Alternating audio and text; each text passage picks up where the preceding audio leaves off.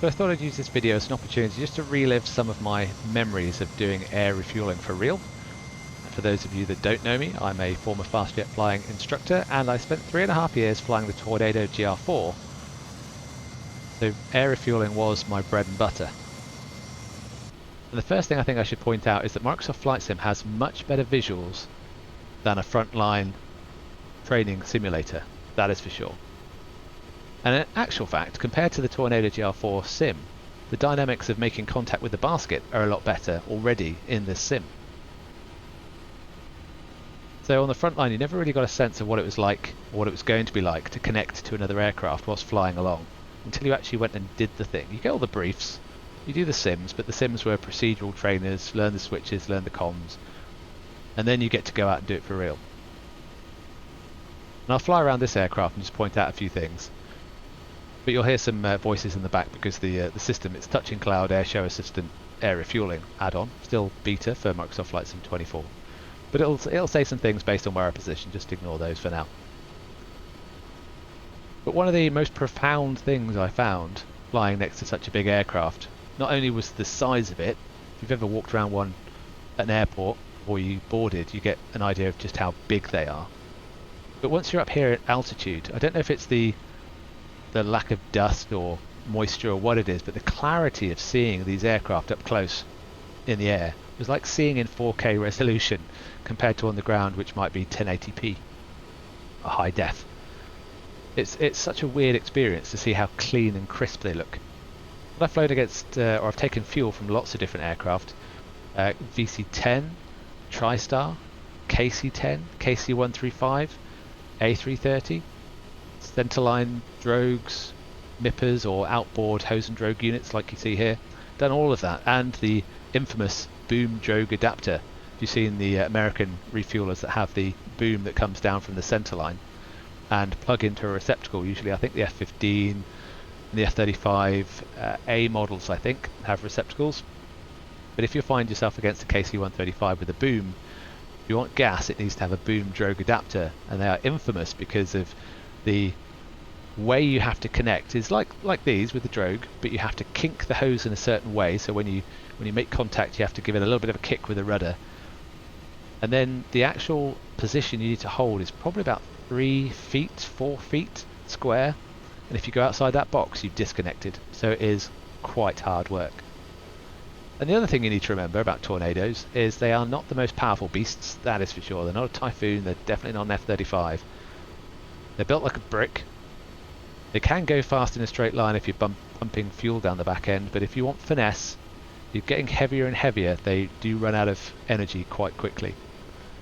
And the usual technique, taking gas in a Tornado GR4, is that you need to plug in with afterburner lit on the left engine. The probe's on the right, which I'll put out in a minute.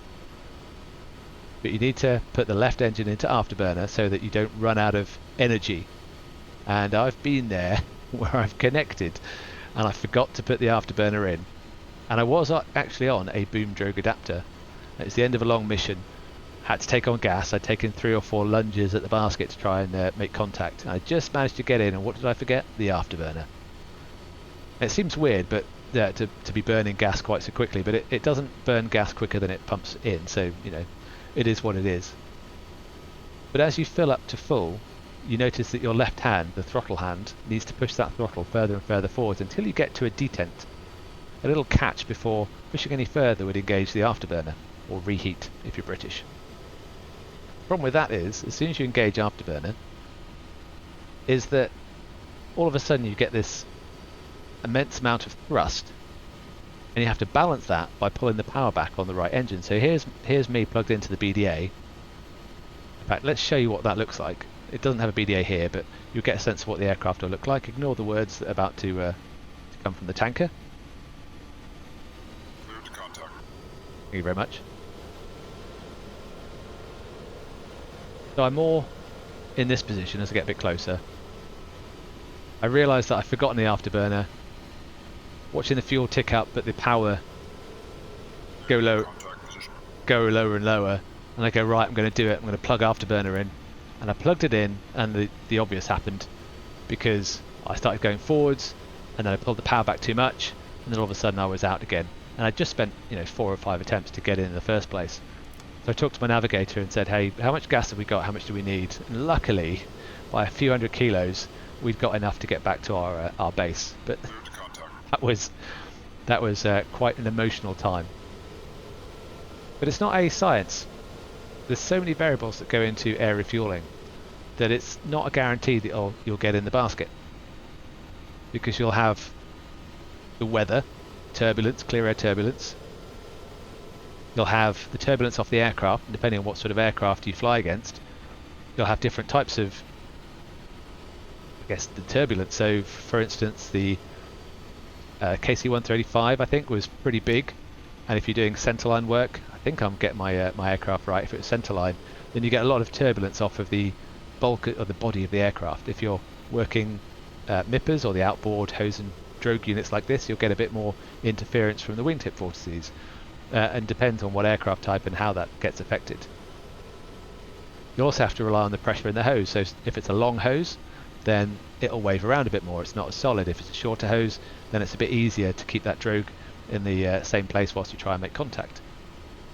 And then you've got your aircraft that interferes with the basket itself. So before you've even contacted, the air that your aircraft is pushing out of the way will push the basket out of the way as you get closer. So let's give that a go and see what it looks like to actually connect.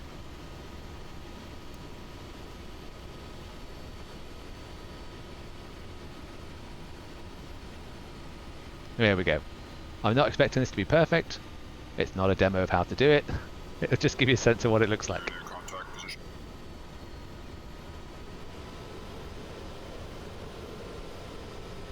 And there are a lot of times when I sat here, just whilst I'm stabilising, going, I can't believe I get paid to do this as a 20-something-year-old. I mean, what a crazy thing to do. In the Tornado it's pretty good because you have a navigator in the back that would direct you a bit, because you're not supposed to look at the basket. Because the basket moves, the technique was always to use the wing and some references in the head-up display to make sure when you drove in you were doing it in a repeatable and predictable manner. I did that a bit quick, to be fair. And then once you're connected, it's a case of being in trim. Now, because the probe's on the right, you need a little left rudder to keep it straight. What you'll find is if you've done it in the sim as well, I do it now anyway, I don't know if it's just a subconscious thing, is I tense up. I fly a bit, it's a bit harder to be smooth. 3,000. Rules of pumping. Yours pumping, I like it. And it's really easy to over control in the throttle, because I'm not used to the throttle settings, and it's really easy to over control in the pitch. 4,000. And you find that when you're doing it for real, is it just all the things considered, the fact that you've got this far, you've made it, you've made contact, and you desperately don't want to fall out of the basket, that being tense starts to happen. So, calm of body, sharp of mind type thing. This is going all right. The throttle's going up and down a bit, but I'm doing okay. I remember one time on a mission, often you get stacks of tankers. They'll set up a tow line or an air refueling area that you go along to, and you say, hey, who's got some gas? And in this case we had two tankers available to us, and I had my my weapons instructor in the other aircraft. He's more experienced than me, but I was the flight lead, and they offered us 2 aircraft. They had one at 17,000 feet, and they had the other one up at 21-ish. Of course, as I said, the Tornado doesn't have much power, so the lower down you do it, the easier it is. So there's me, flight lead. I'll take the one that's lower down, thanks very much. Put my wingman up to the higher, and unfortunately, as I just mentioned with the boom drogue adapter, the higher one was actually the one with the BDA. 10,000. And there's me kind of cruising along, having the easy life, taking on gas, and I can hear, because you have 2 or 3 radios in the Tornado, into flight, he's giving it the good and the he's struggling and working hard, and he was blaming me. Not that I knew the BDA was the higher aircraft, but it just worked out nicely that way. Okay, you're full. Alright. Full. Let's try and ease it back. Drop down. Orbit to the right. Echelon right. Nice. It's always really awesome when I don't close too much. It's really awesome when you finish a tanking session, you go, I've taken the gas, that's it, job done, and hopefully that's all you need to do and you don't have to stress yourself out doing it again. Such a relief to get enough gas and you go, that's done, love it. We're just finalizing a few little things here. So I mentioned how amazing it is to air refuel against a tanker whilst flying along. But at night time, for me, it was a whole different ball game, because usually you're flying with night vision goggles or some sort of night vision aid, so your visual acuity is a lot less. I've left some sunset on there just so you can see the silhouette of the aircraft, otherwise it'd be pitch black and all you can see is the lighting on it. And using those references, you need to be able to fly as close as you did during the day, and you still need to hit those drogues that you can see dangling out the back end. And it was always a lot harder to do, so I'm going to give it a go and show you what it looks like in the sim. I've done it in DCS World, and the visuals in there, because you've got MVGs as well, are a little bit better, but whilst I'm here I just thought I'd show you. But imagine, I think I mentioned before that flying alongside an airliner is like swimming next to a whale, because it's so much bigger than you are. Now imagine that whale comes out of the darkness and you can't see anything around you, and that's kind of what it's like when you come across an airliner at night and you decide to get very close to it. Now I noticed some of the lighting in cockpit's a little bit bright. It wouldn't normally be that bright, but here we go. Let's give this a go.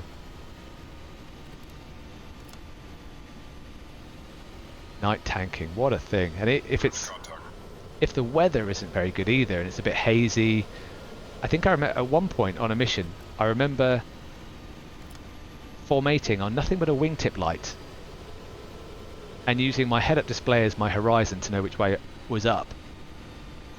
And I thought, it's one of those moments I thought, this is just ridiculous. Also very satisfying, but not comfortable, let's put it that way. You can see the light being illuminated on the drogue. That is absolutely true, that's what happens. It kind of comes into vision. As soon as the light on your probe illuminates it, you can see it a lot more clearer.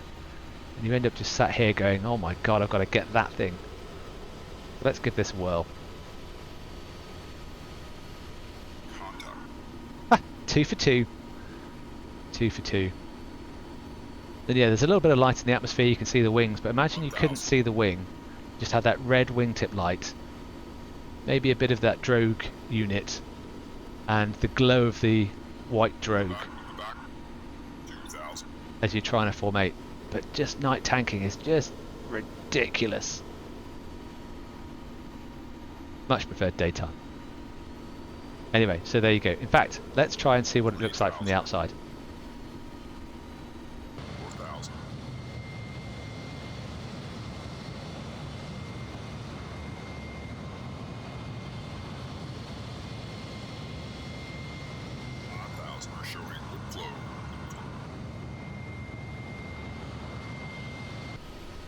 Right, that's quite enough of that. Back to the daytime stuff.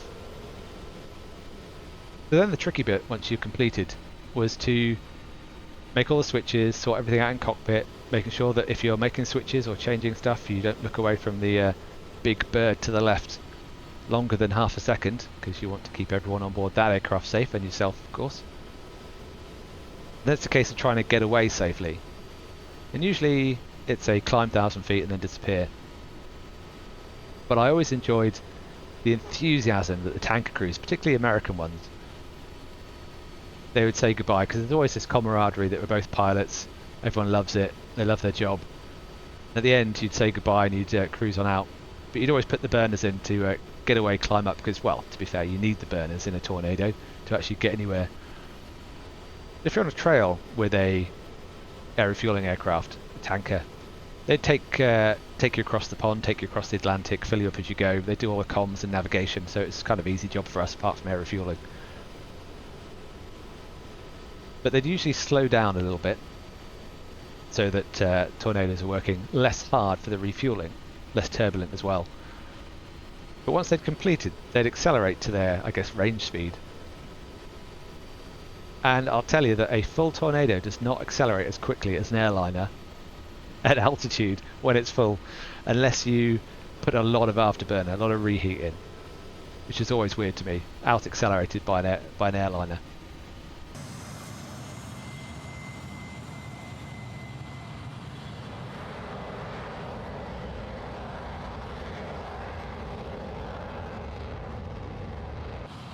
So I hope that gives you a little insight into what it's like to air refuel in a Tornado. I could sit and talk for hours about it. But I guess that's all for now, so until the next time, take care and fly safe.